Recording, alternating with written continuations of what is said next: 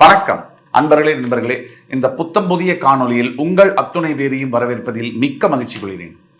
இன்றைக்கு வருகின்ற ஆங்கில புத்தாண்டு 2026.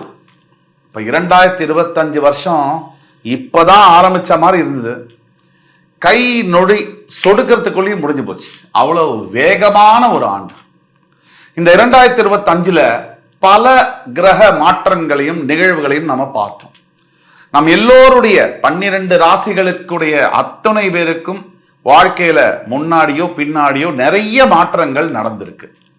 நிறைய நல்ல விஷயங்கள், நிறைய போராட்டங்கள், நிறைய சிக்கல்கள், நிறைய சவால்கள், நிறைய சாதனைகள் எல்லாமே நடந்திருக்கு. பல பேருடைய வாழ்க்கை மாறி இருக்கு. அதே மாதிரி வருகின்ற ஆங்கில புத்தாண்டு 2026 எப்படி இருக்கும்? பிரத்யேகமான ஸ்பெஷல் சீரியஸ் புத்தாண்டு, ஆங்கில புத்தாண்டு சிறப்பு பலன்கள் 2026. அந்த வரிசையில நம்ம இன்னைக்கு பார்க்க போறது மேஷ ராசி. காலபுருஷனுடைய முதல் ராசி மேஷ ராசியிலிருந்து தொடங்குறோம். ஆங்கில புத்தாண்டு பொதுவா நம்ம தமிழ் புத்தாண்டு தான் புத்தாண்டுன்னு எடுத்துப்போம். ஆனால் ஆங்கில புத்தாண்டு நடைமுறையில் இன்னைக்கு இருக்கு. நம்ம பல விஷயம் வேண்டாம்னு நினைச்சாலும் கம்ப்யூட்டரை ஒரு காலத்துல 30 வருஷத்துக்கு முன்னாடி கம்ப்யூட்டரே வேண்டாம்னு போராட்டம் பண்ணோம். இன்னைக்கு கம்ப்யூட்டர் இல்லாம நம்மளாலேயே இருக்க முடியல. மொபைல் போன் வச்சுக்கிறது ரொம்ப லக்ஸரி, அது ரொம்ப ஒரு மிகப்பெரிய ஆளுங்க தான் வச்சுக்க முடியும்னு 90களோட கடைசியில 2005 வரைக்கும் நினைச்சாங்க. இன்னைக்கு மொபைல் போன் இல்லாம நீ இருக்கியா அப்படின்னு கேட்கக்கூடிய அத்தியாவசியமான பொருளா அது மாறிடுச்சு. ஒருத்தருக்கு கை கால் கூட இல்லாமல்லாம், ஆனா மொபைல் போன் அவர்கிட்ட இல்லாம இருக்கவே முடியல. அந்த அளவுக்கு இன்னைக்கு காலகட்டங்கள் மாறி இருக்கு. அப்ப 2026 ஆங்கில புத்தாண்டு, வருகின்ற ஆங்கில புத்தாண்டுல முக்கியமா நடக்கவிருக்கின்ற கிரக நிகழ்வுகள், அதுல முதல்ல இந்த மார்ச் 6ஆம் தேதி நடக்கக்கூடிய வாக்கிய பஞ்சாங்கப்படி கும்பராசியிலிருந்து சனீஸ்வர பகவான் மீனராசிக்கு பெயரவிருக்கிறார். அந்த பலன்கள் எப்படி இருக்கும்? இது என்ன சார், சனி பயிற்சி போன வருஷமும் நடந்ததுன்றாங்க, இந்த வருஷமும் நடக்குதுங்க, வருஷம் நடக்குமா? சனி பயிற்சி அப்படின்னாலே போன வருஷ வீடியோலயே நான் சொல்லியிருப்பேன், திருக்கணித பஞ்சாங்கப்படி அது மாறி இருக்கு. ஆனால் வாக்கிய பஞ்சாங்கப்படி இதுதான் இப்பதான் மாற போகுது. வாக்கிய பஞ்சாங்கம்னா என்ன, திருக்கணித பஞ்சாங்கம்னா என்ன? வாக்கிய பஞ்சாங்கம் இறைவன் வாக்கு மூலியமா மனிதனுக்கு ஈர்ந்தது. வாக்கு இயல் பஞ்சாங்கம். அதாவது திருக்கணித பஞ்சாங்கம் என்பது சைவம் மற்றும் வைணவ மதத்துக்கிடையே இருக்கக்கூடிய கருத்து வேறுபாடுகள்னால வைணவ மதத்தை சார்ந்தவர்கள், விஷ்ணு பெருமானை வழிபடக்கூடியவர்கள், கணிதத்தின் அடிப்படையில் வாக்கியத்தில் சில திருத்தங்கள்லாம் நாங்க அமைக்கிறோம் அப்படின்னு திருத்தி அமைச்சது திருக்கணித பஞ்சாங்கம். இப்ப திருக்கணித பஞ்சாங்கம் ஃபாலோ பண்ண போறோமா, நம்ம வாக்கியம் ஃபாலோ பண்ணணுமா அப்படின்னு கேட்டா, சனீஸ்வர பயிற்சி இல்ல எந்த பயிற்சிக்குமே பொதுவாக அந்த காலத்திலிருந்து ஃபாலோ பண்ணப்படக்கூடியது வாக்கிய பஞ்சாங்கமே. இதுல அற்புதம் என்னன்னா, திருக்கணிதமும் வாக்கியமும் இந்த பஞ்சாயத்தை வச்சா கூட ஜோதிட பலன்கள் சார்ந்து 2 பலன்களும் ஒன்றாக வரும். ஜோதிடத்தில் உள்ள கலையில் உள்ள அற்புதம். ஆக வாக்கிய பஞ்சாங்கப்படி திருநள்ளாறுல எப்ப சனி பயிற்சி? போன வருஷம் இல்ல, திருநள்ளாறுல வருகின்ற மார்ச் 6, 2026ஆம் தேதி சனி பயிற்சி. கும்பராசியில் இருக்கக்கூடிய சனி பகவான் பெயர்ந்து மீனராசிக்கு பெயரவிருக்கிறார். இது மேஷராசிக்கு 7.5 சனியுடைய தொடக்கமாக பார்க்கப்படுகிறது.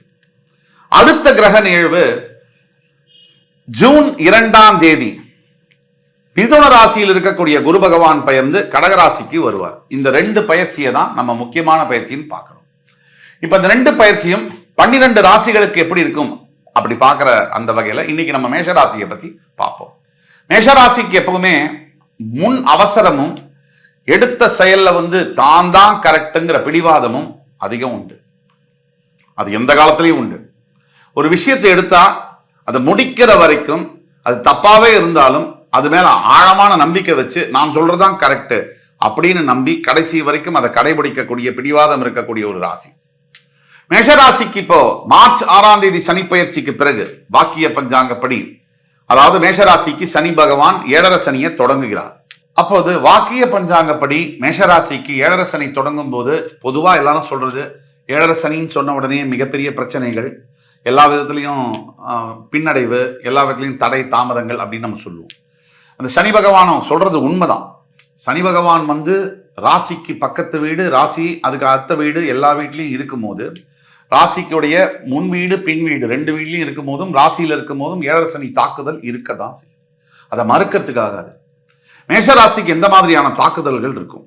மேஷராசியை பொறுத்த வரைக்கும் முதல்ல சனி வந்து 7 சனியை தொடங்கும் போது, அதாவது அவருடைய சனி வந்து எப்படின்னா முதல்ல சிரசிலிருந்து ஆரம்பிப்பாருன்னு சொல்லுவாங்க, அதாவது தல புத்தியிலேருந்து. அதுக்கப்புறம் ஜென்ம சனியா வரும்போது ஹிருதயத்திலேருந்து தொடங்குவாருன்னு சொல்லுவாங்க. அதுக்கு பிறகு பாதசனியா மாறுவாருன்னு சொல்லுவாங்க. இந்த தலையில வந்து சனி பிடிக்கும் போது, அதாவது மீனராசிக்கு சனி வந்தாலே மேஷராசிக்கு பிரெயின் அப்படின்னு சொல்லக்கூடிய புத்தி என்பது சனியால வந்து பிடிக்கப்படும். சனி பகவான் வந்து மேஷராசியுடைய புத்தியை பிடிச்சிட்டான்னு சொன்னா புத்தி வேலை செய்யாது. இதான் ஃபர்ஸ்ட் பாயிண்ட். புத்தி வந்து நம்மளோட புத்தி நமக்கே வந்து ஆப்போசிட்டா வேலை செய்யக்கூடியது, நம்பர் 1. சரி, நம்மளோட புத்தி நமக்கே ஆப்போசிட்டா வேலை செய்யறதை விட ஒரு ஆபத்து வந்து கிடையாது. அது அடுத்தது பாயிண்ட். மேஷராசிக்கு சுத்தி இருக்கக்கூடிய நண்பர்கள், உறவினர், அவங்க எல்லாம் என்ன பண்ணுவாங்கன்னா, சாதாரணமா நம்ம இருக்கும் போது கூட பிரச்சனை இல்லாம இருக்கவங்க இந்த சமயத்துல பிரச்சனையை உருவாக்குறதுக்கு மேனேஜரா இருந்து ட்ரை பண்ணுவாங்க. நம்ம மேல வந்து தேவையில்லாத வார்த்தைகள்லாம் பேசுவாங்க, நம்மளை வந்து இன்டிமிடேட், அதாவது தூண்டுவாங்க. நம்மளுடைய உறவுகளில் பிரச்சனையை விரிசலை கொண்டு வரதுக்கு 3வது மனிதர்களால பிரச்சனைகள் வரும். இதெல்லாம் சகஜம்தான். 7 சனினால என்ன பாதிப்புகள் வரும்னா, கணவன் மனைவியிடையே வந்து சாதாரணமாகவே புகையக்கூடிய விஷயங்கள், தீப்பத்தி எரியக்கூடிய நிலைமையில மாறுறதெல்லாம் தான் சனி செய்வார். அதை அப்படிதான் செய்வார் அவர். அதுதான் 7 சனி. இதைத்தான் நம்ம எதிர்பார்க்கணும். 7 சனி பீரியட்ல வந்து நான் வந்து எனக்கு வானத்திலேருந்து வந்து தங்கம் விழும், எனக்கு வைரம் எல்லாம் கொட்டும், எனக்கு வந்து நான் வந்து கோடிக்கணக்கில் சம்பாதிப்பேன், இதெல்லாம் வந்து 10 லட்சத்துல ஒருத்தர் 2 பேருக்கு நடக்கும். 10 லட்சத்துல 99.99% என்ன நடக்கும்னா பிரச்சனைகள் தான் வரும், ப்ராப்ளம் வரும், நிறைய சேலஞ்சஸ், எதிர்ப்புகள் வரும், ஆஃபீஸ்லேயும் வரும், தொழில் செய்கிற இடத்துல வரும். ஒரே மாதிரி போகாது. இப்போ கீழே மேலே ஏறணும்னா வாழ்க்கையில கீழே இறங்கி தான் மேலே போகணும். அப்ப இறங்கக்கூடிய காலம் பாடம் படிக்கக்கூடிய காலம், அது தண்டனைக்கான காலமா பார்க்கக்கூடாது. யாரா இருந்தாலும் எப்பேற்பட்டவர்களால் தான் அவரவர் செய்த கர்மாவிற்கு ஏற்ப சனி பகவானுடைய பலன்கள் அமையும். அவரவர் ஒவ்வொரு கர்மா செய்வாங்க. அதாவது சஞ்சித கர்மா, பிராரப்த கர்மா, ஆகாமிய கர்மான். அந்த மாதிரி 7 சனியுடைய தாக்குதல்ல மேஷராசி செவ்வாயுடைய வீடுங்கிறதுனால அது சனிக்கு வந்து 3 மற்றும் 4ஆம் வீடு. மகரத்திலிருந்து பார்க்கும்போது 4ஆம் வீடு, கும்பத்திலிருந்து பார்க்கும்போது 3ஆம் வீடு. அப்படிங்கிறதுனால உங்களுடைய சுய ஜாதகத்துல சனி எங்க இருக்கார், அதனால அதை வைத்து உங்களுடைய பலன்களும் சிலது மாறும். உங்களுடைய இப்ப தசாபுக்தி, உங்களுடைய பிறப்பு ஜாதகத்தில் நடக்கக்கூடிய தசாபுக்தியை வைத்து பலன்கள் மாறும்.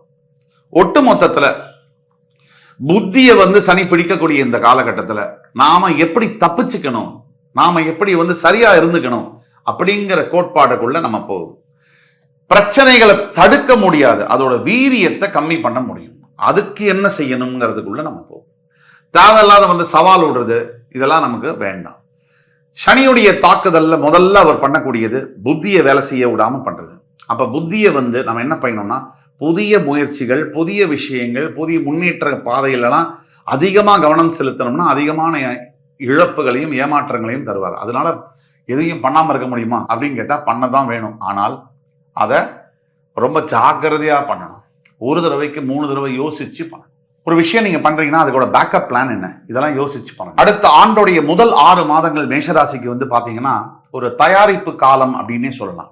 அதுல குருவுடைய பார்வை வந்து, அதாவது உங்களுடைய 3ஆம் வீட்டில் குரு இருக்க போற அந்த காலகட்டங்கள், முதல் 6 மாதங்கள் வந்து அதிர்ஷ்டமான காலகட்டங்கள் அப்படின்னு நம்ம சொல்ல முடியும். அதாவது குரு 3ஆம் வீட்டில் இருக்கிறது மட்டும் இல்ல, அவருடைய 5ஆம் பார்வையும் 7ஆம் பார்வையும் உங்களுடைய 7, 9 வீடுகளில் விழும்போது அது விபரீத ராஜயோகங்களை ஏற்படுத்தும். அதே மாதிரி ஒரு ஃபர்ஸ்ட் 6 மாசம் நீங்கள் விதைக்கக்கூடிய காலமாக இருக்கிறது. கடினமான உழைப்பை நீங்கள் வெளிக்காட்ட வேண்டும். தொடர்ந்து கன்சிஸ்டன்ட் ஹார்ட் ஒர்க் அப்படின்னு சொல்லக்கூடியதை நீங்க செய்யணும். அதே மாதிரி முதல் 6 மாதங்கள் எந்த ரிசல்ட், எந்த ஒரு எதிர்பார்ப்பும் இல்லாமல் நீங்கள் உழைக்க வேண்டும். இதை நீங்க முக்கியமா வச்சுக்கணும். அதே மாதிரி குருவுடைய 7ஆம் பார்வை உங்களுடைய 9ஆம் வீட்டில் விழும்பொழுது உங்களுக்கு வெளிநாடு செல்லக்கூடிய யோகங்கள்லாம் வந்து நிறைய வரக்கூடிய வாய்ப்புகள் இருக்கு. அதாவது தனுசு ராசி மேல தன்னுடைய வீடு மேலேயே குருவுடைய பார்வை மிதுனத்திலிருந்து முதல் 6 மாசம் விழும்போது, அதாவது இது நாள் வரைக்கும் அப்ராடெல்லாம் நான் போவேனா அப்படின்னு நினைக்கிறவங்களுக்கு கூட ஆன்சைட் ஆப்பர்ச்சுனிட்டி கிடைக்கக்கூடிய சான்சஸ் 100க்கு 100% உண்டு. படிக்கிறதுக்கு, வேலை பார்க்கறதுக்கு, கல்யாணம் பண்றதுக்கு, இல்லை ஒரு தொழில் தொடங்கி அங்கேயே செட்டில் ஆகிறதுக்கு, ஃபேமிலியவே மைக்ரேட் பண்றதுக்கு உண்டான வாய்ப்புகள் மிக அதிகம்.